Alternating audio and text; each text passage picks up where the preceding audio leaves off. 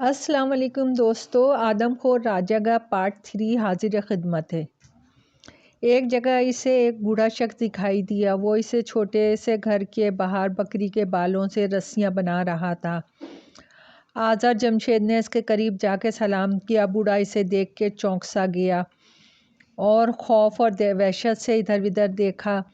وہ اسے بے چین اور خوفزدہ دیکھ کر بولا، بابا یہ کیا معاملہ ہے؟ میں نے جس شخص کو بھی دیکھا وہ خوف زدہ ہے۔ اس وادی کے لوگ اتنے ڈرے ہوئے کیوں ہیں؟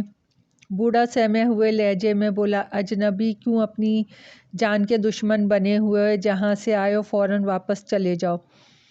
لیکن کیوں بابا؟ میں نے کسی کو نقصان نہیں پہنچایا ہے، پھر کون میرا دشمن بن جائے گا؟ بوڑھے نے ادھر بھی دیکھا، پھر دکھ سے بولا، نوجوان تمہاری باتوں سے معلوم ہوتا ہے کہ تم یہاں کے حالات سے ناواقف ہو۔ سنو، یہاں کا راجہ بہت ظالم ہے۔ رعایا کا جینا دوبھر ہو گیا ہے۔ راجہ کے سپاہی دندناتے ہوئے آتے ہیں، مال مویشی اٹھا کے لے جاتے ہیں، اس کے ساتھ ساتھ نوجوان لڑکیاں بھی اٹھا کے لیتے ہیں۔ کسی کی جان و مال محفوظ نہیں۔ لوگ اتنے کمزور ہیں کہ رو دھو کے خاموش ہو جاتے ہیں۔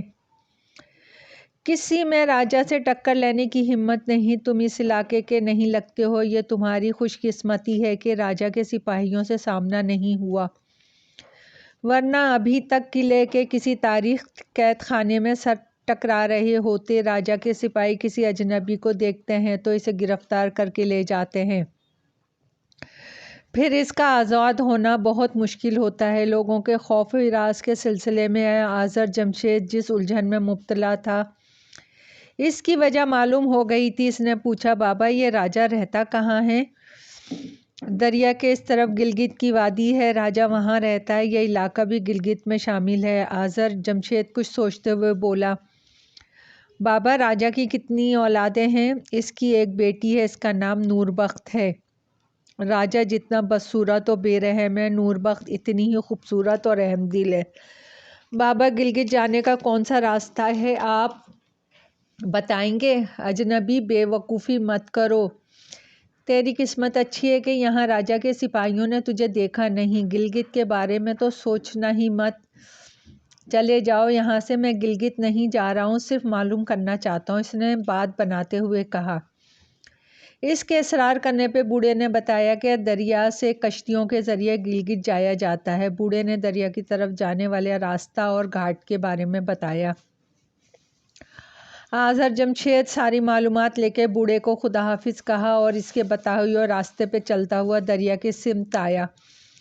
وہ مختلف راستوں سے ہوتا ہوا دریا کی طرف جانے لگا۔ ایک جگہ اسے ایک گھر سے رونے کی آوازیں سنائی دیں۔ وہ رک گیا۔ گھر کے باہر کچھ افراد سر جھکائے افسردہ موجود تھے۔ وہ ان کے پاس گیا اور رونے کی وجہ پوچھی۔ ایک شخص نے روتے ہوئے کہا، صبح میرا 2 سالہ بچہ گھر سے باہر نکلا تھا، لیکن ابھی تک واپس نہیں آیا، نہ آئندہ کبھی واپس آئے گا، کیونکہ اسے قہر کے دیوتا اٹھا کے لے گئے ہیں۔ شہزادہ ناسمجھی سے بولا، کیا ایسا پہلے بھی ہوتا تھا؟ آپ کے بچے غائب ہوتے تھے؟ جی ہاں، کچھ عرصے سے گھروں سے معصوم بچے اچانک غائب ہوتے ہیں، پھر ان کا کچھ پتہ نہیں چلتا۔ آذر جمشید کو اس وادی میں قدم قدم پہ حیرت انگیز واقعات کا سامنا ہوا تھا۔ اس نے سنا تھا کہ ہندوکش اور قراقرم کی پہاڑی سلسلوں میں طلسمی اور ناقابل یقین واقعات ہوتے ہیں۔ اب ان محور العقل اور واقعات کا وہ خود ہی مشاہدہ کر رہا تھا۔ وہ دریا کی سمت بڑھا۔ کچھ دیر بعد وہ دریا کے پاس پہنچا۔ کچھ تلاش کے بعد اسے گھاٹ بھی دکھائی دے گیا۔ گھاٹ کے پاس اس وقت کوئی کشتی نہیں تھی۔ اس کا دل و دماغ پر جذبہ عشق نے ایسا غلبہ کیا تھا کہ بوڑھے کی باتوں کا اس پر کچھ بھی اثر نہ ہوا۔ بس وہ ہر حال میں نور بخت کا دیدار کرنا چاہتا تھا۔ گھاٹ پر کشتیاں موجود نہ پا کے اسے شدید مایوسی ہونے لگی۔ وہ ایک اونچے اور بڑے پتھر پہ چڑھ کر دوسری طرف وادی گلگت کی طرف دیکھنے لگا۔ دل شدت سے ادھر جانے کا تقاضا کر رہا تھا، لیکن دریا کی بترائی ہوئی موجیں اور طوفانی بہاؤ اس کے ارادوں میں مزاحم تھے۔ وہ ایسی مایوسی اور حسرت کے عالم میں تھا۔ اسے دوسری طرف سے ایک کشتی دریا کی سرکش موجوں اور تیز بہاؤ سے ٹکراتی ہوئی آہستہ آہستہ اس کی طرف آنے لگی۔ کشتی میں ملا کے ساتھ ایک ہی شخص سوار تھا۔ تھوڑی دیر بعد کشتی گھاٹ سے آ لگی۔ کشتی کے ٹھہرتے ہی آذر جمشید دوڑتا ہوا ان کے پاس گیا اور ملا سے کہا کہ وہ دریا پار جانا چاہتا ہے۔ کشتی سے جو شخص اترا تھا وہ وزیر جاٹے لوٹو تھا۔ اپنی بیٹی گلبہگ کی بات سن کر اجنبی کی تلاش میں آیا تھا۔ کشتی سے اترتے ہی اسے وہ اجنبی نظر آ گیا، اگرچہ اس نے مطلوبہ اجنبی کو نہیں دیکھا تھا۔ یہ اس پر پورا اترتا تھا۔ اجنبی کشتی پہ سوار ہوا اور ملا واپسی کی تیاری کر رہا تھا۔ وزیر جاٹے لوٹو جلدی سے آگے بڑھا اور ملا سے رکنے کو کہا۔ وزیر کا حکم سن کے ملا نے چپو چلانے کا ارادہ ترک کیا اور سوالیہ نظروں کے اس کی طرف دیکھنے لگا۔ وزیر نے کہا، اجنبی تم کون ہو؟ گلگت کس سلسلے میں جا رہے ہو؟ محترم، میں کسی کو تلاش کر رہا ہوں، سنا ہے وہ گلگت میں رہتا ہے۔ وزیر نے کہا، اجنبی میں راجہ شریبت کا وزیر ہوں، مجھے بتاؤ کس کو تلاش کر رہے ہو، میں تمہاری مدد کروں گا۔ آذر جمشید اس کی بات سن کر سوچ میں پڑ گیا۔ وزیر معمولی شخص نہیں ہوتا، اسے اعتماد میں لینا چاہیے، ورنہ گلگت میں اکیلے بھٹکتا پھرے گا یا پھر راجہ کے سپاہیوں کے ہتھے چڑھے گا۔ یہ خیال بھی آیا کہ یہ شخص راجہ کا وزیر ہے تو راجہ کے مظالم میں شریک ہوگا۔ وزیر نے اسے دیکھ لیا ہے، بھاگنے سے بھی کچھ فائدہ نہیں ہوگا، اس لیے بہتر یہی کہ وزیر ہی سے بات کر لے۔ یہ سوچ کر وہ کشتی سے اترا اور وزیر کے ساتھ واپس دیانور کی طرف آیا۔ دیانور میں وزیر جاٹے لوٹو کا گھر تھا۔ وہ آذر جمشید کو اپنے گھر میں لے آیا۔ اس کا رویہ ایسا مشفقانہ اور ہمدردانہ تھا کہ آذر جمشید نے اسے سارا قصہ سنایا کہ کس طرح نور بخش سے ملاقات ہوئی اور تیر ایکش نے اسے گھائل کر دیا، پھر ایسا بے تاب ہو کر دیا کہ ہر چیز سے بے نیاز ہو کے دیدار یار کے لیے وادی گلگت روانہ ہوا ہے۔ وزیر جاٹے لوٹو ہمدردی سے اس کی باتیں سنتا رہا، پھر کہا، نوجوان، میں بوڑھا ہوں، زمانے کے سرد اور گرم کا مزاج شناس ہوں، میں تمہیں یہی مشورہ دوں گا کہ یہ خیال چھوڑ دو، تم بہت دور سے آئے ہو، لوٹ کے چلے جاؤ۔ نور بخش کوئی عام لڑکی نہیں ہے، یہاں کے راجہ کی بیٹی ہے، اور راجہ ایسا سنگدل ہے کہ اس کی مظالم اور شکی قلبی کی داستانیں تجھے یہاں سے ہر فرد کے چہرے پہ لکھی ہوئی نظر آئیں گی۔ پھر اجنبیوں کے ساتھ تو وہ کچھ زیادہ ہی پرکاش رکھتا ہے، اس پر ایسی شیطانی قوتوں کا سایہ ہے کہ کوئی تیر تلوار کا زخم اسے ہلاک نہیں کر سکتا۔ آذر جمشید بولا، محترم وزیر، میں نے نور بخش اور اس کی سہیلیوں کو صرف یہ بتایا تھا کہ میں ایران سے آیا ہوں، لیکن یہ نہیں بتایا تھا کہ میں کون ہوں۔ میں ایران کے شہنشاہ نوشہرہ عادل کا بیٹا آذر جمشید ہوں۔ یہاں کا راجہ کتنا بھی ظالم اور بہادر ہو، سلطنت ایران کا مقابلہ نہیں کر سکتا۔ وزیر جاٹے لوٹو اس بات سن کر چونک پڑا اور حیرت اور بے یقینی سے اس کی طرف دیکھنے لگا، پھر اپنی جگہ سے اٹھ کے اس کے قدموں پہ گرا، ملتجانہ لہجے میں بولا، اگر آپ واقعی نوشہرہ عادل کے بیٹے ہیں تو یہاں کے مظلوم رعایا پہ رحم کریں اور ظالم راجہ کے دست برد ہمیں نجات دلائیں۔ آذر جمشید نے کہا، محترم وزیر، تم فکر نہ کرو، ظالم راجہ کے لیے میں اور میرے ساتھی ہی کافی ہیں، لیکن ایک بات میری سمجھ میں نہیں آتی، یہ رعایا اتنی کمزور کیوں ہے، راجہ کے خلاف آواز بلند کیوں نہیں کرتی؟ وزیر نے کہا، شہزادہ حضور، یہاں کے لوگ کمزور نہیں ہیں، راجہ کے مظالم اور ان کی غیر معمولی طاقت کے باعث بزدل بن گئے ہیں، لوگ توہم پرست اور ضعیف العقائد ہیں، شروع میں راجہ کے خلاف اٹھ کھڑے ہوئے تھے، لیکن اسے کوئی گوز نہ پہنچا سکے، کیونکہ تیر تلوار کے زخم سے بھی اسے موت نہیں آتی۔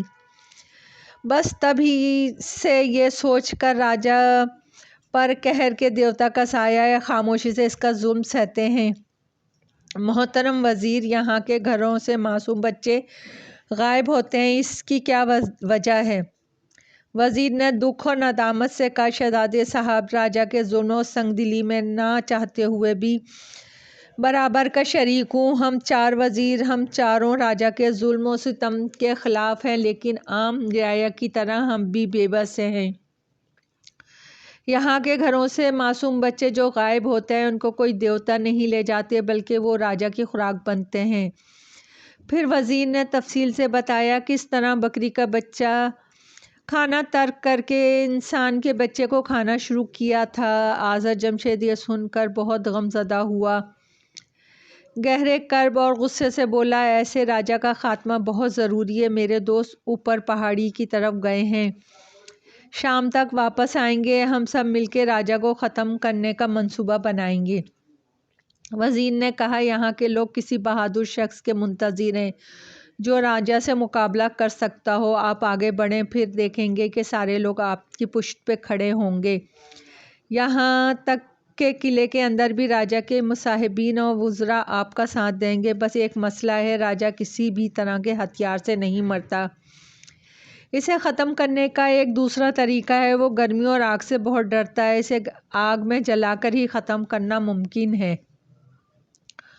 محترم وزیر، تم گلگت میں خفیہ طور پہ لوگوں کو راجا کے خلاف بغاوت کے لیے تیار کرو، میں اپنے ساتھیوں سے بات کرتا ہوں۔ وزیر جاٹے لوٹو نے کہا، شہزادے صاحب، آپ کے لیے ایک اچھی خبر یہ ہے کہ آپ نور بخت کے لیے جس قدر بے قرار ہیں اس کی بھی یہی حالت ہے۔ میں یہاں اس لیے آیا تھا کہ آپ کو ان کا پیغام پہنچا دوں۔ رات دریا کے اس طرف کشمیری باغ میں آپ کا انتظار کرے گی۔ شہزادہ خوشی اور مسرت سے نہال ہوتے ہوئے بولا، شکریہ وزیر محترم، آپ نہیں سمجھ سکتے اس پیغام سے مجھے کتنی خوشی ہوئی ہے، لیکن ایک اندیشہ ہے، کیا نور بخت اپنے باپ کے خلاف سازش کے بارے میں جان کر ناراض نہیں ہوگی؟ نور بخت بہت رحم دل ہے، اپنے باپ کے ظلم و ستم سے بہت تنگ ہے، لوگوں کی طرح اسے بھی یہ علم نہیں کہ راجا معصوم بچوں کا گوشت کھاتا ہے۔ میں اس بات کو پھیلا دوں گا، اس کے بعد تو مجھے یقین ہے وہ بھی راجا کے خلاف کھڑی ہو جائے گی۔ وزیر جاٹے لوٹو گلگت روانہ ہوئے۔ آذر جمشید اوپر پہاڑی میں اپنے خیمے میں آیا، شام سے ذرا پہلے اس کے دوست شکار سے واپس آئے۔ مطلوبہ ہرن تو انہیں نہ ملا تھا، لیکن دوسرا شکار اپنے ساتھ لے آئے تھے۔ آذر جمشید نے انہیں سارے معاملات سے آگاہ کیا، وہ سب جنگجو تھے، فن حرب ضرب سے وہ واقف تھے، عرب اور روم کی طاقتوں سے جنگیں لڑتے رہے تھے، ایک چھوٹی ریاست کے راجا سے ٹکرانا ان کے لیے کوئی مسئلہ نہیں تھا۔ سب دوست تھکے ہوئے تھے، وہ جلدی سو گئے۔ آذر جمشید نے فخر عالم کو سونے نہ دیا اور اسے نور بخت سے ملاقات کے بارے میں بتا کے اپنے ساتھ لے آیا۔ آسمان پر ابتدائی چاند چمک رہا تھا، اس کی ہلکی ہلکی روشنی سے خد و خال دھندلے دھندلے نظر آ رہے تھے۔ وہ دونوں دریا کے کنارے آئے۔ وزیر جالوٹے کا آدمی کشتی لیے ان کا انتظار کر رہا تھا، دونوں کشتی کے ذریعے دریا کے دوسرے کنارے پہ آئے۔ دریا کے کنارے پر ہی کشمیری باغ تھا۔ فخر عالم کشتی میں بیٹھا رہا۔ آذر جمشید کی کیفیت شوق وصل سے جنون آمیز ہو رہی تھی۔ وہ باغ میں آیا، ہلکی ہلکی چاندنی میں آنکھیں پھاڑ پھاڑ کے دیکھا، مقصود نظر دکھائی نہ دیا۔ اسی وقت ایک درخت کے پیچھے سے دو سائے سامنے آئے، ان کی شبیں واضح نہیں تھیں۔ ایک سائے کی آواز سنائی دی، وہ جائے لوٹے کی بیٹی گل تھی۔ شہزادے حضور، آپ اپنی نور بخت سے ملیں، میں باغ کے باہر انتظار کرتی ہوں۔ یہ کہہ کر وہ ان سے دور ہوتی چلی گئی۔ روشنی اتنی ہلکی تھی کہ آذر جمشید کو نور بخت اچھی طرح دکھائی نہیں دے رہی تھی، لیکن محبت کرنے والوں کے لیے لازمی تو نہیں کہ نظر کام کرے۔ شبستہ دل میں شوق وصل سے ہزاروں دیے روشن ہو جاتے ہیں۔ وہ دونوں صحرا جیسے پیاسے تھے، لیکن جب ملے تھے تو دریاؤں کی طرح سمندر میں گم ہو گئے۔ کائنات کا ہر ذرہ اس لمحے وصل کا جشن منانے لگا۔ قریبی بہتا دریا موجیں ان کے ملاپ پر ایک دوسرے سے ٹکرا کر خوشی و مسرت کے گیت گانے لگیں۔ وقت کی رفتار جیسے تھم گئی، صدیاں سمٹ کے لمحوں میں ڈھل گئیں۔ وہ دونوں ایک دوسرے میں گم تھے، ارد گرد کی ہر چیز گویا نظر بند کے ان کا دیدار کر رہی تھی۔ بہت وقت گزرا، دونوں ایک دوسرے کی باہوں میں گم تھے۔ اچانک اندھیرا برائی کو جنم دیتا ہے، لیکن اس نے اس کا حجاب چھپایا۔ وہ الگ ہوئے۔ آذر جمشید دھیرے سے بولا، نور بخت، میری پیاس صحراؤں جیسی ہے، ابھی بجھی نہیں ہے، پھر کل آؤ گی نا؟ وہ بولی۔ وزیر جالوٹے نے مجھے تفصیل سے بتایا ہے، اگر حالات سازگار ہوئے تو میں پیغام پہنچا دوں گی۔ نور بخت، ہم نے تمہارے بابا کے ظلم و ستم کا بدلہ لینے کا فیصلہ کیا ہے، تمہیں تو کوئی اعتراض نہیں ہے نا؟ میں پہلے اپنے ابا کو صرف ایک ظالم راجا ہی سمجھتی تھی، آج وزیر جاٹے لوٹو نے بتایا ہے کہ یہاں کے معصوم بچے بھی ان کی خوراک بنتے ہیں۔ اب میں خود بھی آپ کے ساتھ دوں گی، تم حوصلہ رکھو، اب رعایا ظالم راجا کے چنگل سے آزاد ہو جائے گی۔ بڑی دیر دونوں راز و نیاز و محبت کی باتیں کرتے رہے، پھر دونوں جدا ہوئے۔ آذر جمشید اور فخر عالم کشتی میں بیٹھ کے دوسری طرف آئے، پھر پہاڑی میں اپنے خیموں کی طرف لوٹ آئے۔ دوسرے دن وزیر جاٹے لوٹے نے دیا نور میں آ کر ان سے ملاقات کی اور اپنی کارگزاری بیان کی۔ وزیر کو شہزادے کی وجہ سے زبردست حوصلہ ملا تھا، اس نے باقی وزیر اور علاقے کے بااثر لوگوں کو خفیہ طور پہ شہزادے کی آمد اور راجا کے خلاف بغاوت کے سلسلے میں آگاہ کر دیا تھا۔ ان سب کی طرف سے بہت ہی حوصلہ افزا جواب ملا تھا۔ شہزادے نے کہا، محترم وزیر، سب کچھ تو ہم نے میدان جنگ میں کرنا ہے، جنگ اور جنگی چالوں سے ہم بخوبی واقف ہیں، آپ فکر نہ کریں، ہم راجا کو کفر کردار تک پہنچا کے ہی دم لیں گے۔ ایک گزارش ہے کہ میں نور بخت سے ملنا چاہتا ہوں، رات پھر کشمیری باغ میں ملاقات ممکن ہے؟ شہزادے حضور، آپ صبر سے کام لیں، نور بخت آپ کو رات کو نہیں آ سکتی کیونکہ راجا قلعے میں واپس آ گیا ہے۔ گزشتہ رات راجا گلگت کے مغرب میں ہیپوکر کی پہاڑی قلعے میں تھا، اس لیے نور بخت کو آپ سے ملنے کا موقع ملا تھا۔ شہزادہ وزیر کی بات سن کے بہت مایوس ہوا۔ وزیر واپس گلگت چلا گیا، شہزادہ خیمے میں آ کے لیٹ گیا، نور بخت کی یادوں میں کھو گیا۔ اگلی صبح 2 شکار کے لیے روانہ ہوئے، اس نے پھر سر درد کا بہانہ بنایا۔ دوستوں کے جاتے ہی وہ پہاڑی سے نیچے اترا، مختلف راستوں سے ہوتا ہوا دریا کے کنارے گھاٹ پہ آیا۔ گھاٹ پہ کشتی موجود تھی، وہ کشتی کے ذریعے دوسری طرف آیا اور گلگت کی وادی میں داخل ہوا۔ نور بخت کی محبت نے اسے ایسا بے قرار کیا تھا کہ ہر اندیشے سے بے نیاز ہو کے بس اسے دیکھنے کے شوق میں آیا تھا۔ گلگت میں داخل ہوتے اس کے احساس کی زمین پہ رنگ رنگ کے پھول کھل اٹھے۔ یہ نور بخت کا علاقہ تھا، اس کی خوشبو یہاں بکھری ہوئی تھی، کبھی وہ ان راستوں سے گزری ہوگی، ان درختوں نے، ان پتھروں نے اس کا دیدار کیا ہوگا، ان فضاؤں میں اس کی ہنسی کی جل ترنگ بجا ہوگا۔ وہ گہری عقیدت و محبت سے ہر ذرے کو نگاہوں سے چومتا ہوا گزر رہا تھا۔ ایک جگہ ٹھٹک کے رک گیا، وہ ایک نور بخت کی یادوں میں اس قدر محو تھا کہ آس پاس کا اسے ہوش ہی نہیں تھا۔ اب جو ہوش میں آ کر دیکھا تو وہ مسلح افراد کے نرغے میں تھا، اس کے ہاتھوں میں تلواریں اور کلہاڑیاں تھیں، وہ بڑی ہی خوفناک نظروں سے اس کی طرف دیکھ رہے تھے۔ شہزادے کو سمجھنے میں دیر نہ لگی کہ وہ راجا کے سپاہی ہیں۔ دوستو، کہانی ابھی جاری ہے، پسند آئے تو لائک اور سبسکرائب کیجیے گا، آپ کی دعاؤں کی طلبگار۔